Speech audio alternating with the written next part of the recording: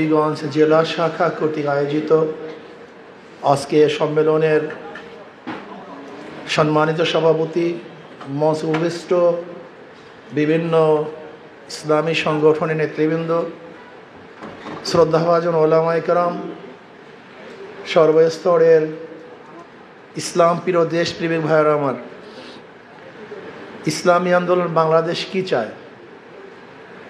ইসলামী আন্দোলন বাংলাদেশ ইহকালীন শান্তি, পরকালীন মুক্তি চায়। ইসলামী আন্দোলন বাংলাদেশ ইহকালীন শান্তি, প্রত্যেকটা জনগণকে শান্তিতে রাখার ব্যবস্থা করতে চায়, প্রত্যেকটা মানুষের জনগণের অধিকারকে বাস্তবায়ন করতে চায়, বৈষম্য দূর করতে চায়। ইসলামী আন্দোলন বাংলাদেশ বিশ্বাস করে শুধু দেশ, দল এবং নেতা পরিবর্তনের মাধ্যমে মানুষের শান্তি আসতে পারে না, মানুষ মুক্তি পেতে পারে না। এ দেশ বারবার স্বাধীন হয়েছে, যেই ভূখণ্ডের মধ্যে আপনারা আছেন, এই ভূখণ্ড বারবার স্বাধীন হয়েছে। 750 বছর পর্যন্ত এদেশের শাসনকর্তা ছিলাম আমরা, বা 850 বছর। কিছু মুনাফিকের কারণে মীর জাফর, মীর সাদেক, উর্মিচাঁদ, করমচাঁদ, রায়দুল্লাহ বাবু, ঘোষিনী বেগম, এই সমস্ত মুনাফিকের কারণে আমরা 200 বছর গোলামি করেছি, নির্যাতিত হয়েছিলাম। আপনারা জানেন না ব্রিটিশ মুসলমানদের উপরে কি পরিমাণ নির্যাতন করেছে, অনেকেরই জানা নেই, বিশ্বাস করতে পারবেন না সে অত্যাচারের কথা, অবিচারের কথা। আপনারা জানেন ব্রিটিশ হটা আন্দোলনে শুধু মুসলমান জীবন দিয়েছে কত লক্ষ জানি না, শুধু আলেমদের জীবন হয়েছে 80,000-এর উপরে, শুধু আলেম শহীদ হয়েছে। চাকরি চর থেকে শুরু করে খায়বার পর্যন্ত এরকম কোনো গাছ ছিল না যে গাছের মধ্যে আলেমকে ফাঁসিতে ঝুলানো হয়নি। ব্রিটিশ হটাও আন্দোলনে ইন্ডিয়ার গেটের মধ্যে 92,000 মানুষের নাম লেখা আছে, এর মধ্যে 63,000 মুসলমানদের নাম। 63,000 আন্দোলন সূচনা করেছে মুসলমান 1803 ইসাই সালে। শাহ আব্দুল আজিজ রহমতুল্লাহ বলেছিলেন, আজকের থেকে পাক ভারত উপমহাদেশ দারুল ইসলাম না দারুল হরব, এই ব্রিটিশদের বিরুদ্ধে আন্দোলন করে প্রত্যেক মুসলমানদের জন্য ফরজ আইন। সেই দিনই ব্রিটিশ হটাও আন্দোলনের বীজ বপন হয়েছিল। আন্দোলন সংগ্রামের ভিত্তিতে আমরা স্বাধীন হয়েছিলাম, ভেবেছিলাম এবার বৈষম্য দূর হবে, মানুষ শান্তি পাবে, মুক্তি পাবে, স্বাধীনতা লাভ করবে। আমরা কি দেখলাম? ইন্ডিয়ান সংখ্যাগরিষ্ঠ মানুষগুলি, আমরা সংখ্যালঘু মুসলমানদের উপরে নির্যাতন কমায় নেই, আরও বৈষম্য বাড়িয়ে দিয়েছে। মুসলমানরা আবারও চিন্তা করছে, মুসলমানদের জন্য যদি আলাদা ভূখণ্ড না হয় তাহলে মুসলমান নির্যাতিত থাকবে, নিপীড়িত থাকবে, তারা স্বাধীনতা লাভ করতে পারবে না, ভোগ করতে পারবে না। আবার আমরা চিন্তা করলাম মুসলমানদের জন্য আলাদা ভূখণ্ডের প্রয়োজন। আমরা আবার আন্দোলন শুরু করলাম, সংগ্রাম শুরু করলাম। আমরা পাকিস্তান নামে একটা দেশ স্বাধীন করতে সক্ষম হয়েছিলাম। আপনারা জানেন পাকিস্তানের পিছনে ভূমিকা ছিল একমাত্র মুসলমানদের, অন্য কারণ না, একমাত্র মুসলমানদের কারণেই এই দেশ স্বাধীন হয়েছিল। ভৌগোলিক কারণে নয়, ঋতুর কারণে নয়, ভাষার কারণে নয়, একমাত্র ধর্মভিত্তিক এদের স্বাধীন হয়েছিল। সেখানে আমাদের সাথে বৈষম্য করা হয়েছে। যে ইতিহাস বলছেন সভাপতি সাহেব, আজকে যে কাশ্মীর দেখছেন, সেই কাশ্মীরের মুসলমানদের সংখ্যা ছিল 99%। ওটি ছিল স্বাধীন, কিন্তু পরবর্তীতে ভারত দখল করেছে। হায়দ্রাবাদ ছিল স্বাধীন, পরবর্তীতে ভারত দখল করেছে। এই আসাম, এই করিমপুর, করিমগঞ্জ, বিস্তীর্ণ এলাকা, এই যে আপনারা দেখেছেন আপনার দিনাজপুরের বিশাল এক অংশ, দিনাজপুরের আমাদের দেশে এক অংশ, ভারতে কিন্তু দিনাজপুর, সেখানে মুসলমানদের সংখ্যা অনেক বেশি, কিন্তু সেখানে ব্রিটিশ আমাদের সাথে বৈষম্য করেছে। ভেবেছিলাম পাকিস্তান হওয়ার পরে আমরা শান্তি পাবো, মুক্তি পাবো, কিন্তু আমরা কি দেখেছি? পশ্চিম পাকিস্তানের মানুষগুলি আমাদের সাথে আবারও বৈষম্য করছে, আমাদের অধিকার দিচ্ছে না। ভেবেছিলাম যদি পশ্চিম পাকিস্তান থেকে আমরা আলাদা হতে পারি তাহলে মুক্তি পাবো, শান্তি পাবো, বৈষম্য দূর হবে। আবার আন্দোলন করলাম, সংগ্রাম করলাম, বহু মানুষ জীবন দিয়েছি, রক্ত দিয়েছি, ভেবেছিলাম এবার মুক্তি, এবার শান্তি। আপনি কি জানেন বাংলাদেশ স্বাধীন হওয়ার পিছনে স্লোগান কি ছিল? কি স্লোগান ছিল? 6 দফা না, 11 দফা না, 18 দফা না, 21 দফার কোনো স্লোগান ছিল না, মাত্র 3টা স্লোগান ছিল। কয়টা স্লোগান? 3টা। সাম্য, মানবিক মর্যাদা, সামাজিক ন্যায় বিচার। সাম্যতা চাই। কিসের পশ্চিম পাকিস্তান, কিসের পূর্ব পাকিস্তান? আমরা সবাই সমান, সবার অধিকার সমান, গুরুত্ব সমান, চাকরির অধিকার সমান, খাদ্যের অধিকার সমান, বস্ত্রের অধিকার সমান, বাসস্থানের অধিকার সমান, শিক্ষার অধিকার সমান, চিকিৎসার অধিকার সমান। সাম্যতা চাই। কিসের সৈয়দ, কিসের চৌধুরী, কিসের তালুকদার? না, মানব জাতি যারাই থাকবে সবাই সাম্য। আমরা সাম্যতা চাই। কিসের মুসলমান, কিসের হিন্দু, যারা বাংলাদেশের নাগরিক, প্রত্যেক অধিকার সমান থাকবে। এই সাম্যতার জন্য আমরা আন্দোলন করে স্বাধীন হয়েছিলাম। মানবিক মর্যাদা, আশরাফুল মাখলুকাত, এই মানুষদেরকে সম্মান করতে হবে, ইজ্জত করতে হবে। ঋষি হোক, কামার হোক, চাষি হোক, মজদুর হোক, গোলাম হোক, চা বাগানের একজন কর্মচারী হোক না কেন, সে চাই যত গরিব হোক না কেন, নিম্ন শ্রেণীর হোক না কেন, আশরাফুল মাখলুকাত, আল্লাহ পাকের শ্রেষ্ঠ জীব, এদেরকে সম্মান করতে হবে, ইজ্জত করতে হবে। কিন্তু আমরা কি দেখেছি? আজকে কুকুর করে শ্রদ্ধা করে, সম্মান করে, স্নেহ করে, মমতার হাত বুলিয়ে দেয়। আজকে কুকুরকে নিজের হাতে খাইয়ে দেয়। অথচ আশরাফুল মাখলুকাত ডাস্টবিনে এক মুষ্টি খাদ্যর জন্য কাক এবং কুকুরের সাথে লড়াই করতে আসে। আজকে ওরা কুকুরকে বিছানায় উঠায়, আর আশরাফুল মাখলুকাত তার রাস্তায় ঘুমাচ্ছে। আজকে ওরা কুকুরের জন্য ডায়াফ্রামের ব্যবস্থা করে, অথচ আশরাফুল মাখলুকাত খোলা আকাশে নিয়ে ঘুমাচ্ছে। আজকে ওরা কুকুরের জন্য পোশাক বানায়, কিন্তু আশরাফুল মাখলুকাত বস্ত্রহীনভাবে চলাফেরা করছে। ওরা কুকুরের জন্য হাজারো খাদ্য যোগায়, আর আশরাফুল মাখলুকাত ধুকে ধুকে খাদ্যের অনাহারে মরছে। আজকে ওরা কুকুরের জন্য চিকিৎসার ব্যবস্থা করে, হসপিটাল করে, আর আশরাফুল মাখলুকাত একটা প্যারাসিটামল ট্যাবলেটের অভাবে ধুকে ধুকে মরছে। এটা আমরা চাই না। আমরা কি চাই? এই আশরাফুল মাখলুকাতের ইজ্জত চাই, সম্মান চাই, তাদেরকে শ্রদ্ধা করতে চাই, মর্যাদা দিতে চাই, মোহাব্বত করতে চাই, ভালোবাসতে চাই। সে ধনী হোক, গরিব হোক। যেরকম জনাব মুহাম্মদ রাসূলুল্লাহ সাল্লাল্লাহু আলাইহি ওয়াসাল্লাম বেলালে হাবশির মতো গোলামকে, বেলালে হাবশির মতো গোলাম, নিজেও গোলাম, বাবাও গোলাম, দাদাও গোলাম, 1 টাকার মালিক ছিলেন না, 1 শতক জমির মালিক ছিলেন না। এই গোলামজাত গোলামকে নবী আলাইহিস সালাতু ওয়াস সালাম মর্যাদা দান করেছেন, সম্মানিত করেছেন, এত ইজ্জত দান করেছেন। হযরত ওমর ইবনে খাত্তাব রাদিয়াল্লাহু তাআলা আনহু সম্বোধন করার সময় বলছেন কি, সাইয়্যিদুনা বেলাল, আমাদের সর্দার বেলাল। আমি চাই প্রত্যেকটা ঋষি, কামার, মজদুর, জেলে, তাঁতি, শ্রমিক, মজদুর আশরাফুল মাখলুকাতকে শ্রদ্ধা করতে, সম্মান করতে, ইজ্জত করতে, তাদের পাশে দাঁড়াবার জন্য ইসলাম, তাদের পাশে দাঁড়াবার জন্য ইসলাম দুনিয়াতে আসছে, তাদেরকে ইজ্জতওয়ালা করার জন্য, সম্মানিত করার জন্য ইসলাম দুনিয়াতে আসছে, ক্ষুধা নিবারণ করার জন্য দুনিয়াতে আসছে। যখন মহিলাদের কোনো সম্মান ছিল না, ইজ্জত ছিল না, জনাবে মুহাম্মদ রাসূলুল্লাহ সাল্লাল্লাহু আলাইহি ওয়াসাল্লাম সেই আমার মা জাতিকে সর্বোচ্চ সম্মান এবং ইজ্জতে ভূষিত করেছেন। এর নাম ইসলাম। আমরা সামাজিক ন্যায় বিচার প্রতিষ্ঠা করতে চাই। আজকেও দেখেন 71 বছর পরে, সেই 71 যুদ্ধের পরে আজকে 2025-এও আমরা ন্যায় বিচার প্রতিষ্ঠিত করার জন্য আন্দোলন করছি, সংগ্রাম করেছি। সব জায়গায় বৈষম্য। দল করবেন, হাজারো খুন করবেন, খোলা আকাশে নিচে ঘুরবেন, আর দল করবেন না। আপনার যতই পবিত্র থাকেন, আপনাকে জেলখানায় ধুকে ধুকে মরতে হবে, আপনার আয়না করে থাকতে হবে, আপনার হাতের মধ্যে হ্যান্ডকাপ লাগবে। কেন? না, বিধায়ক কোনো দলের হয় না, শাসক কোনো দলের হয় না। শাসক সর্বজনীন হয়। যেরকম কোনো ডাক্তার কোনো দলের হয় না, একজন অ্যাডভোকেট কোনো দলের হয় না। ডাক্তারের শত্রুকেও সে চিকিৎসা করে, তার বন্ধুকেও চিকিৎসা করে।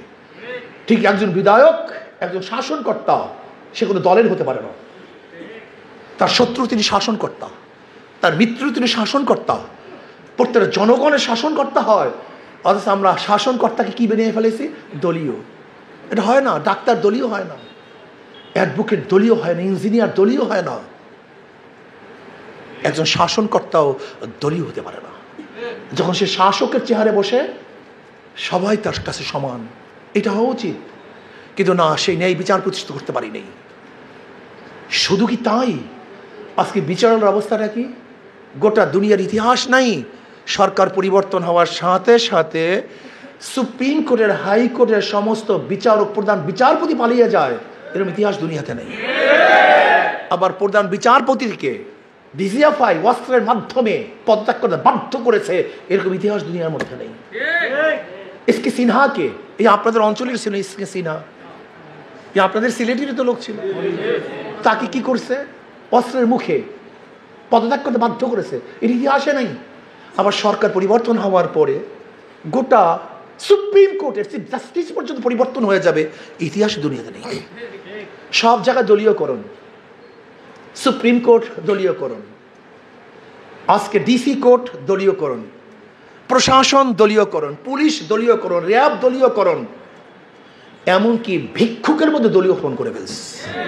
আজীব এক আজীব, চোরের মধ্যে দলীয়করণ। যাই হোক, ইতিহাস অনেক লম্বা। ভেবেছিলাম 71 আমরা বৈষম্য বিরোধী আন্দোলন করে বৈষম্য দূর করতে পেরেছি, কিন্তু আমরা কি দেখলাম? না, আজকে 2024 পর্যন্ত আবারও 2024-এ বৈষম্য বিরোধী আন্দোলন করে বৈষম্য দূর করার জন্য মানুষ রক্ত দিয়েছে, জীবন দিয়েছে। ভেবেছিলাম এইবার বৈষম্য থাকবে না, এবার রক্ত দিয়েছি, তাজা রক্ত, তাজা জীবন বিলিয়ে দিয়েছি, এবার বৈষম্য থাকবে না। কিন্তু আমরা কি দেখছি?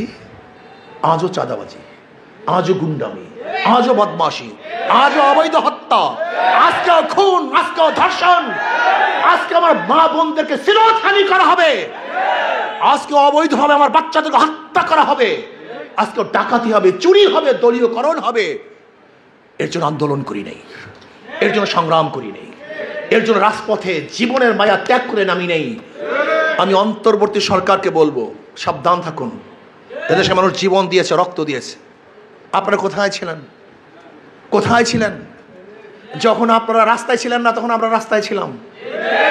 যখন আপনারা আনন্দ করতেছিলেন তখন আমরা রক্ত ঝরাই দিয়েছিলাম। যখন এসির মধ্যে আরাম করতেছিলেন তখন আমরা ঘাম ঝরাচ্ছিলাম।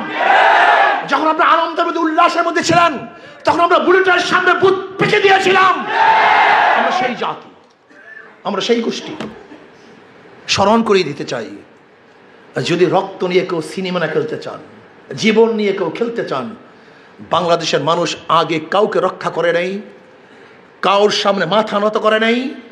আজকেও বলতেছি স্পষ্টভাবে, যদি জনগণের জীবন নিয়ে, তাদের আশা এবং আকাঙ্ক্ষা নিয়ে, তাদের আবেগকে নিয়ে সিনেমা খেলতে চান, তাহলে আবার এক আন্দোলন হবে, সংগ্রাম হবে। সেই আন্দোলন সংগ্রামের মধ্যে সমস্ত অন্যায় ভেসে যাবে ইনশাআল্লাহ।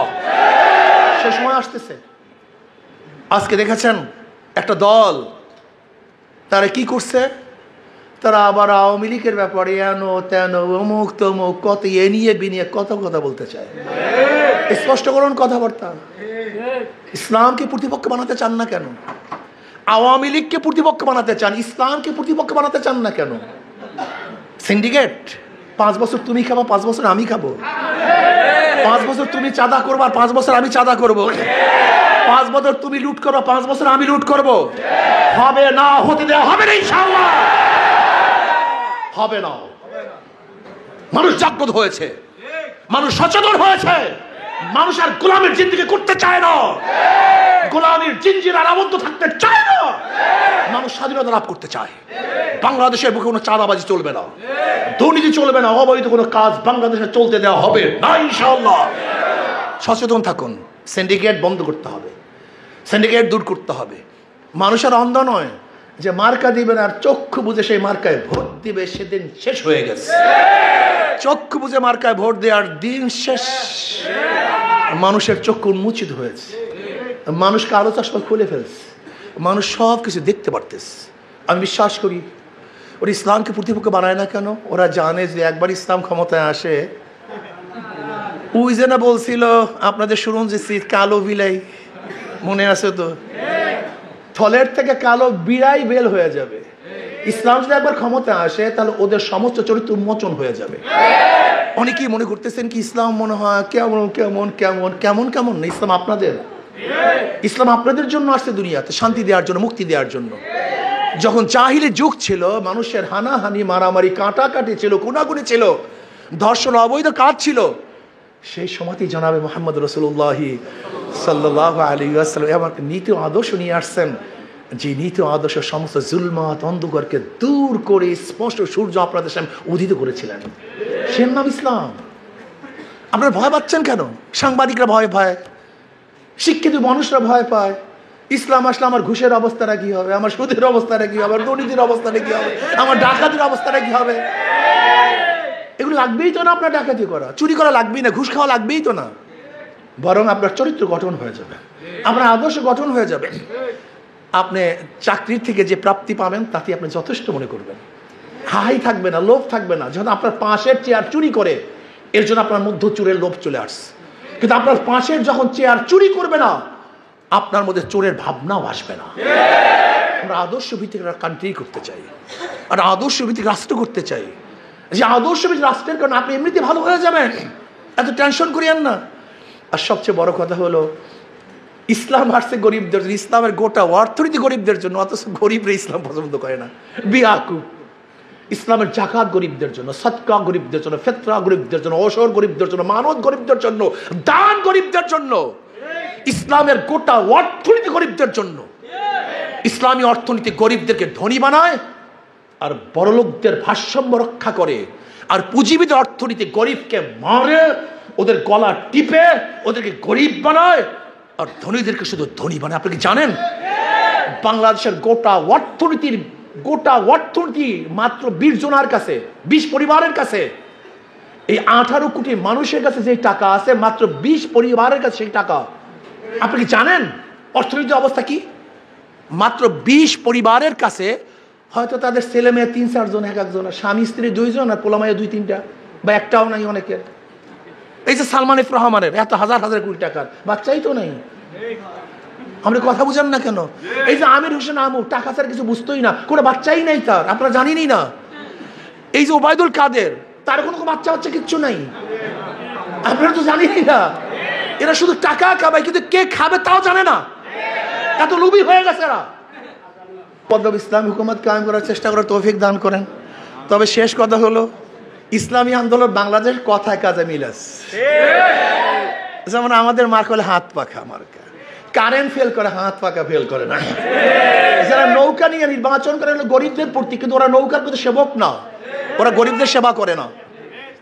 যারা ধানের শীষে নির্বাচন করে, ওরা গরিবের প্রতি, কিন্তু নিজেরা ধান কাটতে পারে না। যারা নাঙ্গল নির্বাচন করে, নিজেরা নাঙ্গল বইতে পারে না।